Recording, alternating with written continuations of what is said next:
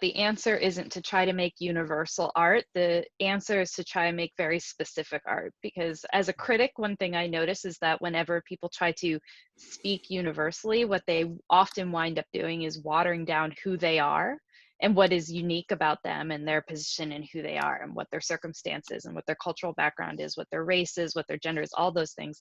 But when you can really speak authentically out of your place, that's something that people seem to be able to connect with. And so just from a critical perspective, this is something I think about all the time. And the art that I really respect is the stuff that's speaking with an authentic voice from the person who made it. That would be my answer. And that authentic voice often will not be anything that is serviceable. Oftentimes it doesn't frame itself, at least in the beginning when it's made, because it's so authentic. And it is not just self-expression. People mistake that. Part of the identity politics is that, oh, this is my self-expression. But art is not about self-expression. It can be part of that. Obviously, we find that whatever our pinhole is, and we express that. But when you really delve down, when you have the discipline to push into it, you find yourself losing yourself at the end. It becomes a kind of a weird paradox. The more you understand how unique you are, the more universal it becomes, and you have to lose yourself and to find yourself.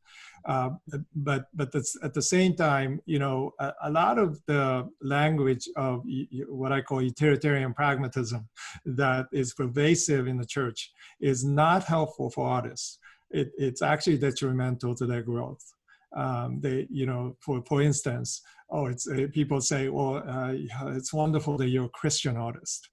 And I say, well, I'm not a Christian artist. And they say, what? You're an elder, you do all these things. And I say, I am a photo of Christ. And I don't use the term Christian as an adjective. To me, Christ is at the center of my heart, and he is a noun. He's a person. I don't dare push him aside to put art at the center.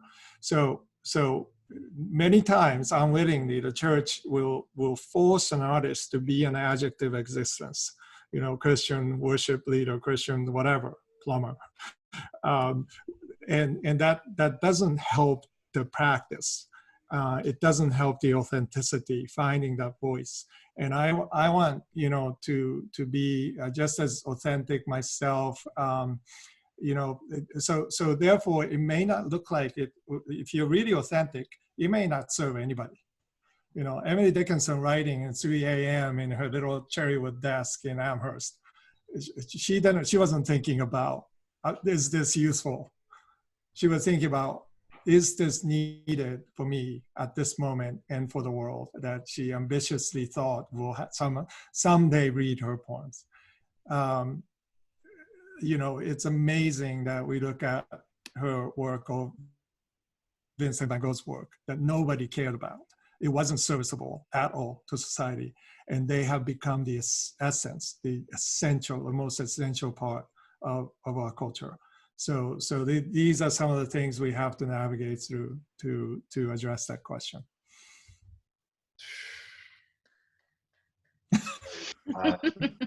Listen, I mean, that's exactly what I was going to say. It's almost to the T. But yeah, I would have to totally agree. Again, I think that I mean, to reiterate what Mako said, the pragmatism that oftentimes is forced upon us, even societal pragmatism, where you're constantly battling art versus commerce, art versus commerce, art versus commerce, instead of focusing on creating authentic art and authentic expression. I think the pragmatism of it's not good if it's not sold to the highest bidder. It's not good if it's not a blockbuster hit. creeps into our creative process, and we begin to sell ourselves short as artists and as creatives in terms of how to make something that is truly needed and truly a reflection of the creativity, the creator that has put this creativity within us. I think we sell ourselves short when we allow that to be in conflict. And so, Mako said it all. I mean, that was excellent.